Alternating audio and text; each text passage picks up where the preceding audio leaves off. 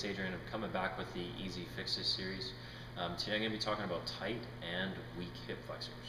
So, a good way to check if you have tight hip flexors is hip flexor is just that area on the front of the legs, just below the abdominals.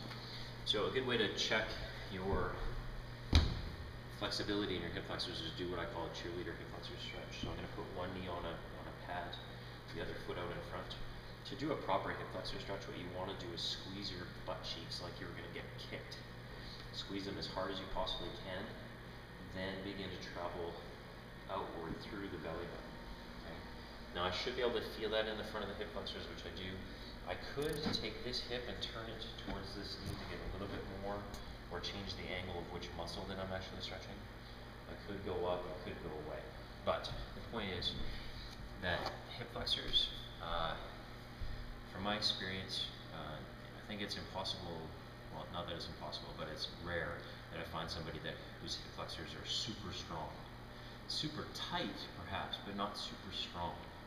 Now, tight hip flexors, before you go starting to stretch tight hip flexors over and over and over again, like I was doing, I've always had tight hip flexors.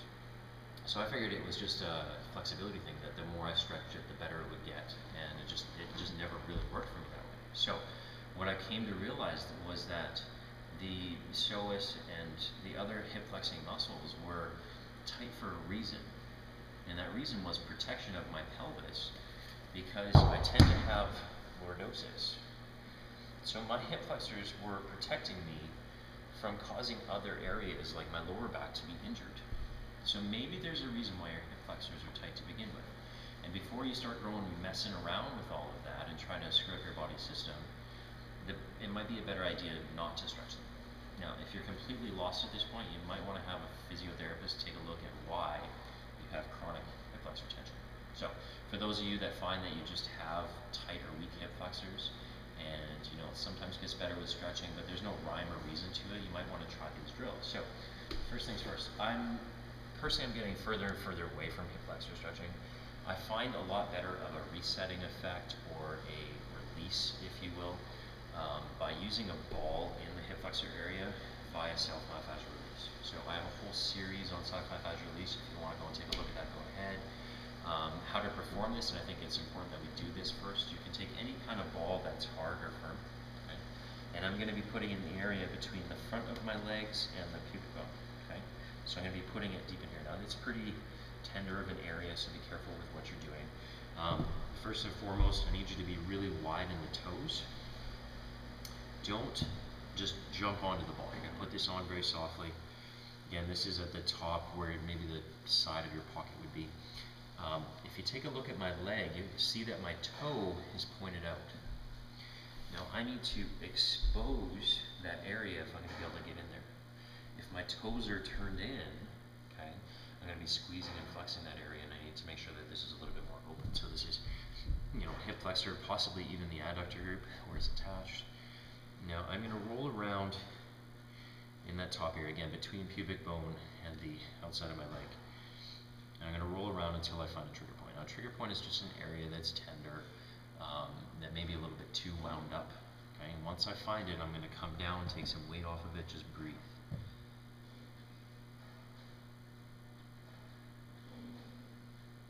As soon as you feel like there's some resetting going on or some relaxation, feel free to switch to the other side. So again, no weight on the ball yet. I'm going to position myself gently. That toe is turned out. I'm going to roll around or scan to find an area that may be tender. Found one. I'm going to come down and I'm going to chill out. I need to be able to breathe and relax. So just from personal experience, I found that the self-myofascial release of the hip flexor is far more effective than hip flexor stretching is, okay? From a feeling better perspective, from a function standpoint, okay? So once that's happened, I'm now actually going to, and it's awesome, it feels good. It's a huge opening of the area. What I want to do is I'm going to do some exercises that strengthen the hip flexor directly. Okay, so if the idea of the hip flexor is to raise my knee as high as possible, it would make sense that if I was going to strengthen that area, that's exactly what I would be doing. So I'm going to do a basic wall march drill, and what that means is I'm just going to take my hands on the wall here, and I'm going to attempt to raise my knee as high as I possibly can. Now, if I've done that right, there should be some pelvis tucking or curling of the body to accomplish that. Okay, so from here, I'm going to curl as high as I can, curl as high as I can. And I'm just going to go at that for about 15 reps a leg.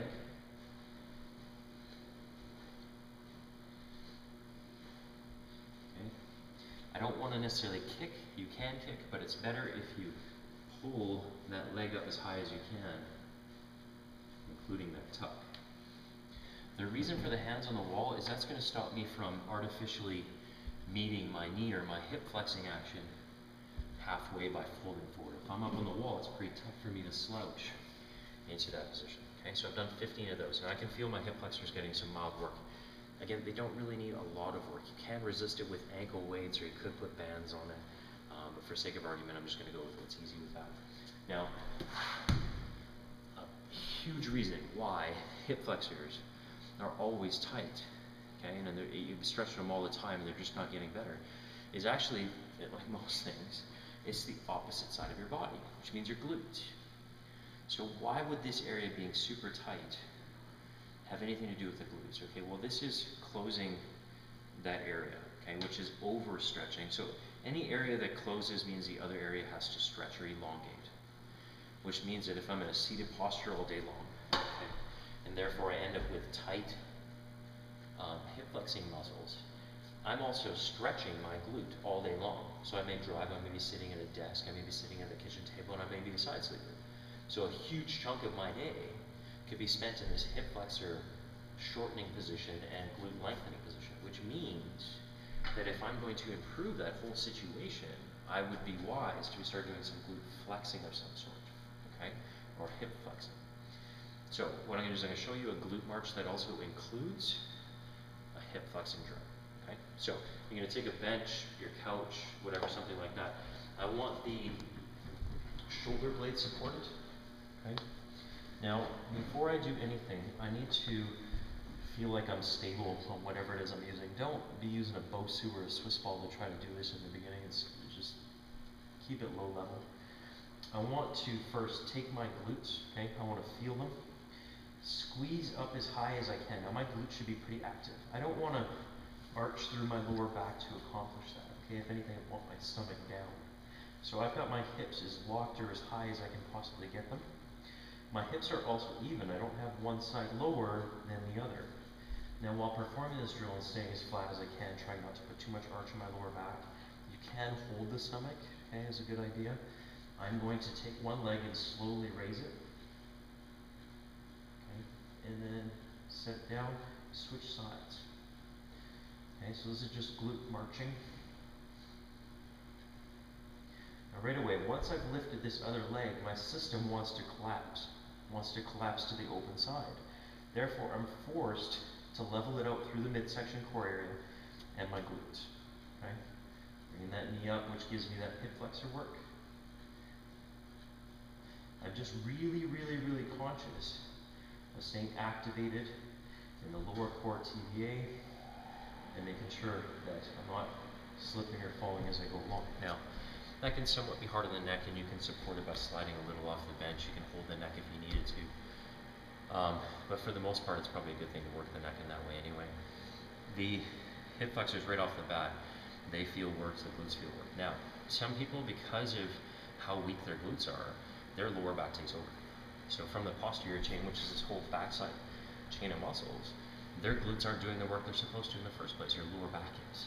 So I'm going to show you two digressions from that. So staying on top of a raised platform with the shoulders, same position. I'm going to raise from my hips, try to attain some leveling in my hips, keep my stomach flat, and instead of raising my knee, I'm just going to straighten the leg.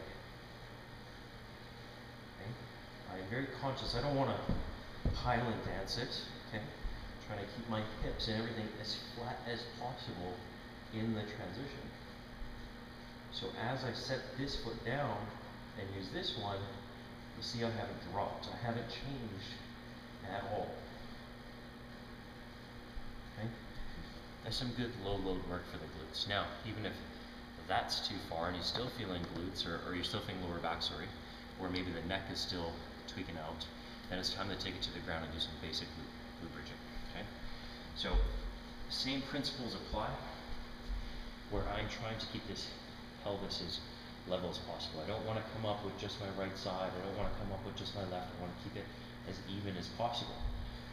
Now, personally, when I'm doing glute bridges, what I try to do is make sure that I'm coming up evenly flexed and back down.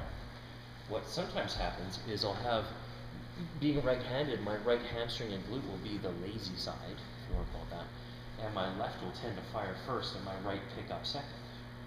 So something to think about when you do a glute bridge is whether or not you can get the hips to fire in unison until you reach your end range of motion.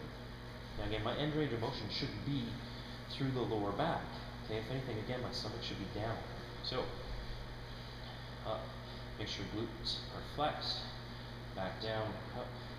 You don't necessarily have to rest, okay, unless that's a lot of strain. It's almost better if you just keep an inch off the ground and head back up. Head back up, okay? So, tight and weak hip flexors. Take the medicine ball, okay? Roll around. If you need more instruction on that, go check out my self-myofascial release where I'm talking about the TFL in the hip flexor area. Then the next thing you're going to do is that wall marching, okay? Making sure that you tuck your body as much as you can into a ball, but keeping hands up on the wall. And then one of the 3 glute marching or glute bridging drills, depending on how strong you are, should be enough as long as you're doing it frequently, like once every 2 to 3 days, I would say.